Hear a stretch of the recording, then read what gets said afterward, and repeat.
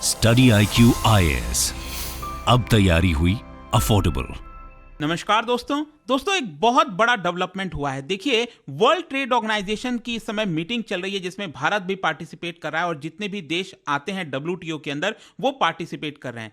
इसमें क्या हुआ था, भारत ने एक प्रपोजल दिया था। प्रपोजल ये था कि जो रेमिटेंस का कॉस्ट होता है, डोंट वरी, मैं आपको आगे वीडियो में बताऊंगा सब कुछ रेमिटेंस वगैरह क्या होते हैं, लेकिन जो रेमिटेंस का कॉस्ट होता है उसको हमें कम करना चाहिए, ऐसा भारत ने कहा। क्योंकि इसकी वजह से क्या होता है, जो लो इनकम कंट्रीज होते हैं, डेवलपिंग कंट्रीज होते हैं, उनको काफी नुकसान होता है। फॉर एग्जांपल मैं अगर आपको बताऊं तो भारत को पिछले फाइनेंशियल ईयर में करीब 7 से 8 बिलियन डॉलर का लॉस हुआ था।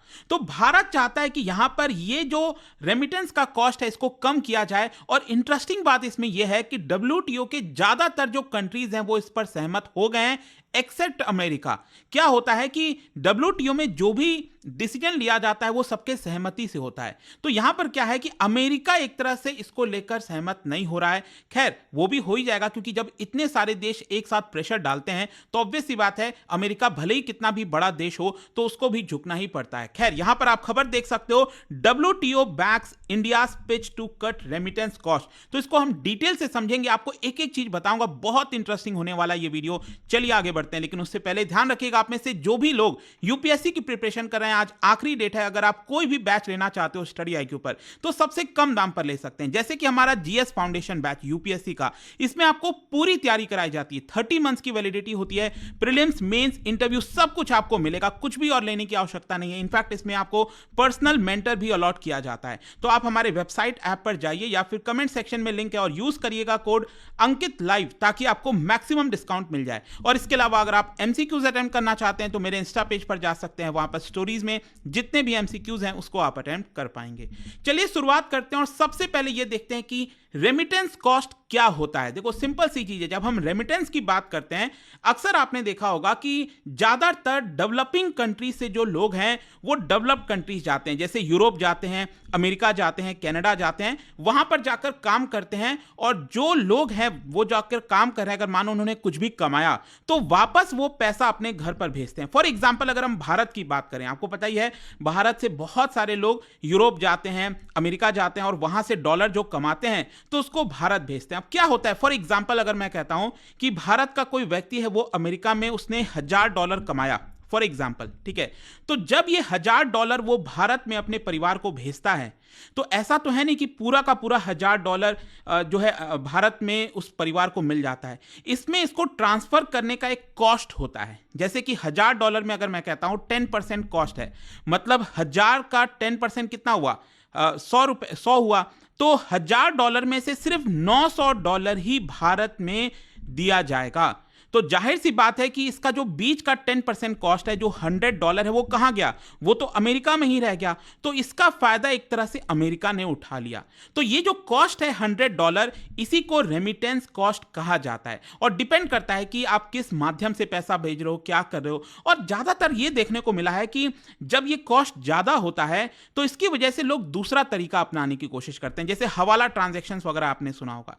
तो वो इलीगल तरीका अपनाते हैं ताकि उनका कॉस्ट कम लगे और वो अपने परिवार को ज्यादा से ज्यादा पैसा भेज सकें। तो ऑब्वियस सी बात है, वो सारी चीजें हमें खत्म करने की कोशिश करनी चाहिए और इसी का प्रपोजल यहां पर भारत ने दिया है। मैं आपको बता दूं कि यूनाइटेड अरब एमिरेट्स में जो अबू धाबी है, आपको पता ही है UAE के अंदर कई एमिरेट्स हैं, 7 एमिरेट्स हैं, जिसमें जो सबसे बड़ा है वो है आपका अबू धाबी। तो अबू धाबी में इस समय 13th वर्ल्ड ट्रेड ऑर्गेनाइजेशन की जो मिनिस्टीरियल कॉन्फ्रेंस है वो इस समय चल रही है। और इसी के दौरान भारत ने प्रपोजल रखा था कि जो क्रॉस बॉर्डर रेमिटेंस होता है उसका जो कॉस्ट है वो हमें कम करना चाहिए।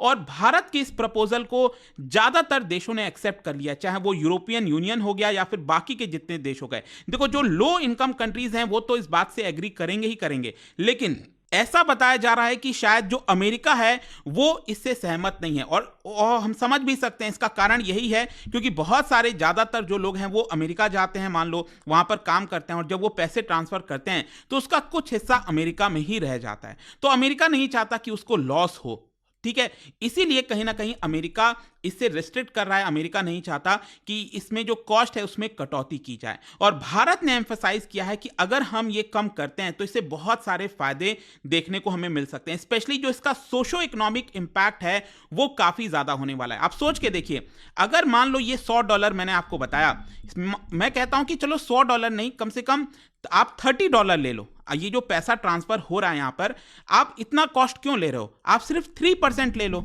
मैं ये कहता हूं। तो $30 अमेरिका में रह जाएगा, और बाकी का इसमें से जो $70 है वो भारत आ जाता।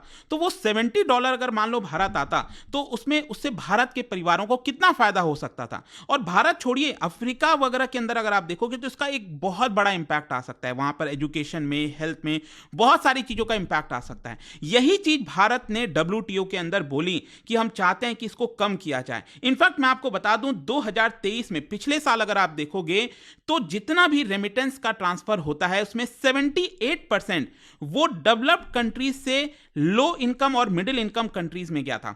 देखो, कहने का मतलब यह है कि ऐसा तो है नहीं कि अमेरिका का कोई व्यक्ति भारत में काम नहीं करता। अमेरिका का भी तो कोई हो सकता है व्यक्ति होगा जो भारत में काम करता होगा, और भारत में काम करके जो वो कमाता होगा वो पैसा अमेरिका भेजता होगा। ऐसे भी होता है, राइट? लेकिन क्या होता है, उनकी संख्या काफी कम है। ज्यादातर क्या होता है केस में, जो लो इनकम कंट्रीज हैं अफ्रीका के अंदर, साउथ एशिया के अंदर बहुत सारे देश हैं, वहां से लोग जाते हैं डेवलप्ड कंट्रीज में और काम करते हैं और पैसे को ट्रांसफर करते हैं। तो लगभग आप कह सकते हैं 3/4 मतलब 78% के आसपास आप कह सकते हैं कि यहां पर जो रेमिटेंस है वो डेवलप्ड कंट्रीज से लो इनकम कंट्रीज और मिडिल इनकम कंट्रीज में आता है, ऐसा भारत ने कहा है। खैर, अब हम समझते हैं कि ये करंट रेमिटेंस कॉस्ट इस समय कितना है, इस समय प्रेजेंट में कितना कॉस्ट है।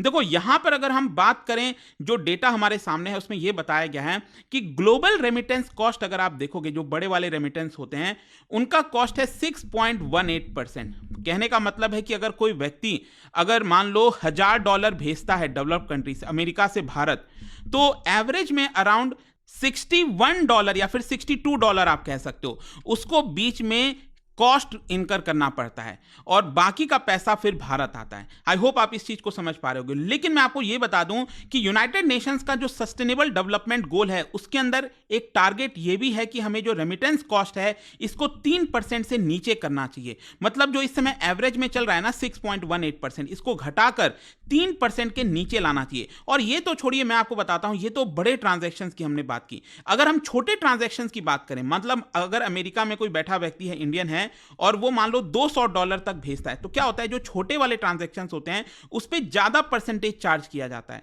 तो उस केस में यह बताया जाता है कि अगर कोई व्यक्ति $200 ट्रांसफर कर रहा है भारत, तो उस केस में 10% तक उसका चार्ज कर लिया जाता है, कॉस्ट लगता है। मतलब $200 का 10% मतलब $20 तो वैसे ही चला गया, और सिर्फ $180 ही भारत आया।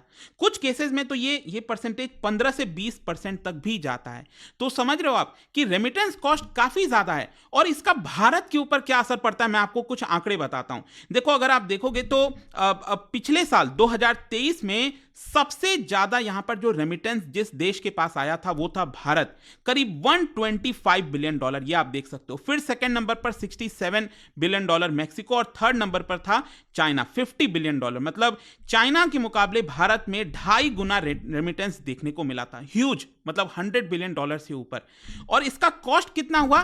कॉस्ट ये आपको मैं बता दूं कि $125 बिलियन जो भारत में आया, इसमें से $7 से $8 बिलियन हमारा रेमिटेंस कॉस्ट में ही चला गया, फालतू का चला गया। मतलब सोच के देखिए, अगर ये $7 बिलियन, $8 बिलियन भारत आया होता तो इसका कितना और बड़ा फायदा हो सकता था। और भारत में इतना सारा रेमिटेंस क्यों आ रहा है? देखो, इसके कई कारण हैं। क्योंकि एक तो यूनाइटेड अरब एमिरेट्स में आपको पता है बहुत सारे इंडियंस हैं जाकर काम करते हैं, तो वहां पर दोनों सरकार के बीच में लोकल करेंसीज में ट्रेड करने की बात कही गई है, तो एक तो इससे बड़ा है। फिर इसके अलावा यहां पर जो डेवलप्ड कंट्रीज हैं, यूएस, यूके, सिंगापुर, वहां पर लेबर मार्केट में डिमांड बढ़ी है, तो इसकी वजह से बहुत सारी नौकरियां खुली थी और लोग जाकर काम कर रहे थे, और इसलिए उन्होंने कमाया है और वो पैसा भारत में भेजा है। और साथ ही साथ मैं आपको एक और जो चीज बता रहा था कि अगर रेमिटेंस कॉस्ट कम होता है, 3% से नीचे होता है, तो लोग सही रास्ता अपनाना चाहते हैं। जब रेमिटेंस कॉस्ट बहुत ज्यादा हो जाता है तो लोग कई बार हवाला ट्रांजैक्शंस वगैरह करते हैं, इलीगल काम करते हैं, तो ये सब नहीं होना चाहिए।